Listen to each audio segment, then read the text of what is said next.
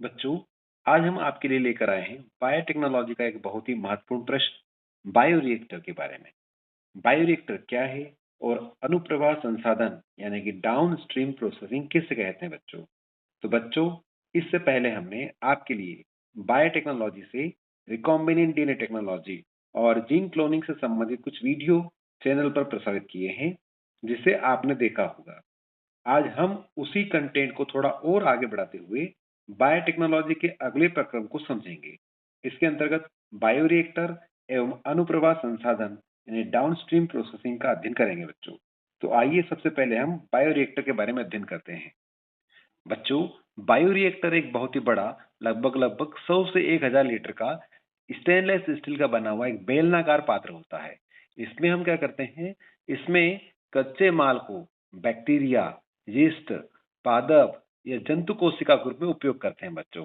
इनके उपयोग के द्वारा क्या होता है, जैसे इनको हम बायोरिएक्टर के अंदर प्रवेशित करवा देते हैं, तो बायोरिएक्टर के अंदर यहाँ क्रिया होती है और उसके पश्चात यहाँ पर एक वांछित पदार्थ, विशिष्ट पदार्थ का निर्माण होता है, जिनसे हम दवाइयाँ, एंजाइम या हार्मोन आदि को प्राप्त करते हैं बच्चों। इसको हम बायोटेक्नोलॉजी के अंतर्गत देख चुके हैं बच्चों। बायोटेक्नोलॉजी में हमने क्या किया था, रिकॉम्बिनेंट डीएनए टेक्नोलॉजी के अंतर्गत किसी विशेष जीव से हमने बाहरी जीन को निकालकर एक वाहक डीएनए के साथ जोड़कर रिकॉम्बिनेंट डीएनए बनाया था और रिकॉम्बिनेंट डीएनए को हमने फिर पोषक कोशिका में प्रवेशित करवा दिया था बच्चों। फिर इस पोषक कोशिका को हमने क्या किया था, इस पोषक कोशिका बैक्टीरिया की कोशिका को बायोरिएक्टर में भेज देते हैं बच्चों, संवर्धन करते हैं। यहाँ पर संवर्धन करवाने के पश्चात क्या होता है, इसके भीतर वो सूक्ष्म जीव के द्वारा इसके अंदर जो जीन हमने प्रवेशित करवाया था, जो वांछित जीन था, उसकी जैविक क्रिया के फलस्वरूप वांछित पदार्थों का निर्माण होता है बच्चों। जैसे एंजाइम बना, हार्मोन बना, ठीक है। तो आवश्यक उत्पाद को हम यहाँ पर प्राप्त करते हैं।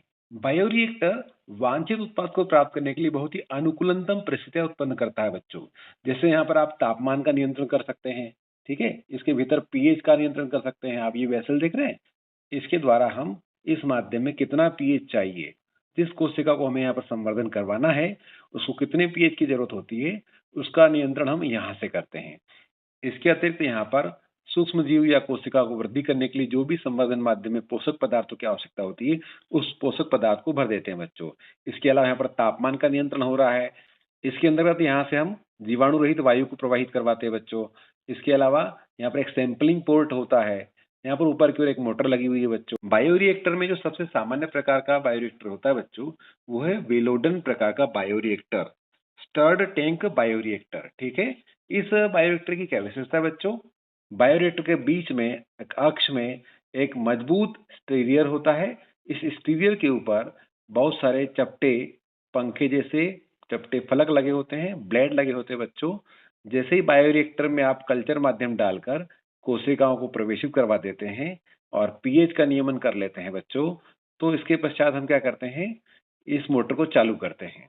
जब मोटर को चालू करते हैं तो यह जो ब्लेड है स्टीरियर की सहायता से यहाँ पर घूमती है बच्चों, और जब ये घूमता है तो कोशिकाओं को पोषक माध्यम में जो भी आवश्यक पदार्थ होते हैं वो सुचारू रूप से वितरित होता रहता है बच्चों। इसके अलावा आप ऊपर की ओर देखें तो यहाँ पर माध्यम में थोड़ा सा भाग ऊपर की ओर खाली है। बायोरिएक्टर में ऊपर का भाग थोड़ा सा खाली है बच्चों। यहाँ पर क्या होता है, जब बायोरिएक्टर के अंदर क्रिया चलती है तो यहाँ पर क्या बनता है, यहाँ पर एक झाग बनता है, फेन बनता है बच्चों। फेन को तोड़ने के लिए ये जो चपटे प्लेट दिख रहे हैं, ये चपटे प्लेट क्या करते हैं, उस झाग को तोड़ने का काम करते हैं। एक बार परीक्षा में यही प्रश्न पूछा गया था चित्र बनाकर, ये जो ब्लेड है यह क्या कार्य करती है।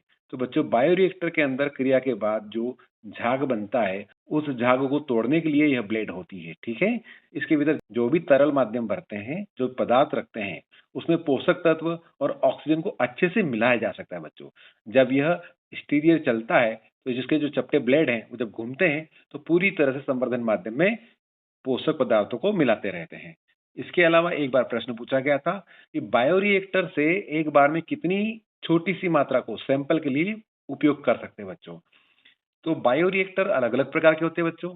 प्रयोगशाला स्तर पर जो बायोरिएक्टर उपयोग में लाए जाते हैं, उनके सैंपलिंग पोर्ट से एक बार में 5 से 15 ml सैंपल निकाला जाता है ताकि उत्पाद की गुणवत्ता की जांच की जा सके बच्चों। ठीक है, तो मेरे हिसाब से आपको बायोरिएक्टर के बारे में सब कुछ समझ में आ गया होगा। यदि बायोरिएक्टर का चित्र पूछा जाता है तो यह चित्र आप बना सकते हैं बच्चों।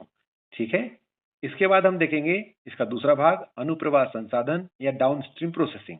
तो बच्चों क्या होता है, बायोरिएक्टर में जब आपने बायोसिंथेसिस की प्रक्रिया पूरी कर ली, है ना, जैव संश्लेषण पूरा कर लिया, तो क्या करेंगे आप उस उत्पाद को बाजार में भेजने से पहले एक निश्चित क्रम में प्रक्रियाओं से गुजारते हैं। इन सभी प्रक्रियाओं को सम्मिलित रूप से हम अनुप्रवाह संसाधन या डाउनस्ट्रीम प्रोसेसिंग कहते हैं बच्चों। इसके 4 चरण होने वाले हैं। सबसे पहले क्या करेंगे बच्चों, आप पृथक्करण, उसके बाद शोधन करेंगे, उसके बाद उसका परिरक्षण करेंगे और सबसे आखिरी में गुणवत्ता नियंत्रण करेंगे, उसकी जांच करेंगे बच्चों, है ना। तो इसको एक एक करके देखते हैं। तो सबसे पहले बायोरिएक्टर के अंदर जो भी जैविक उत्पाद बन चुका है, उस जैविक उत्पाद को हम बच्चों क्या करते हैं, पृथक करते हैं। जैविक उत्पाद को पृथक कर लेने के पश्चात हम दूसरे नंबर पर क्या करेंगे बच्चों, उसका शुद्धिकरण। शुद्धिकरण के पश्चात क्या करेंगे, आप उसका परिरक्षण करेंगे, प्रिजर्वेशन, क्योंकि जो जैविक उत्पाद है वो खराब नहीं होना चाहिए, तो इसके अंदर कुछ परिरक्षक पदार्थों को मिलाया जाता है जिससे वह लंबे समय तक उपयोगी बना रहता है, वो खराब नहीं होता। इसके पश्चात क्या करेंगे बच्चों, क्वालिटी टेस्ट, आप गुणवत्ता नियंत्रण करेंगे, गुणवत्ता की जांच करेंगे।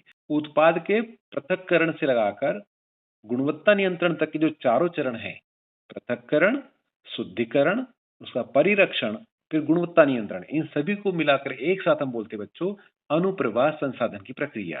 ठीक है, जब गुणवत्ता नियंत्रण हो गया, गुणवत्ता का परीक्षण हो गया, पता लग गया कि आपके द्वारा बनाया गया जैविक उत्पाद बिल्कुल सटीक है, इसके कोई साइड इफेक्ट नहीं है, तब इसको हम क्या करते हैं बच्चों, इसको मार्केटिंग के लिए भेज देते हैं। ठीक है, वीडियो पसंद आया है तो आप इसे लाइक और सब्सक्राइब जरूर करें बच्चों, जिससे ऐसे ही वीडियो आपको मिलते रहें।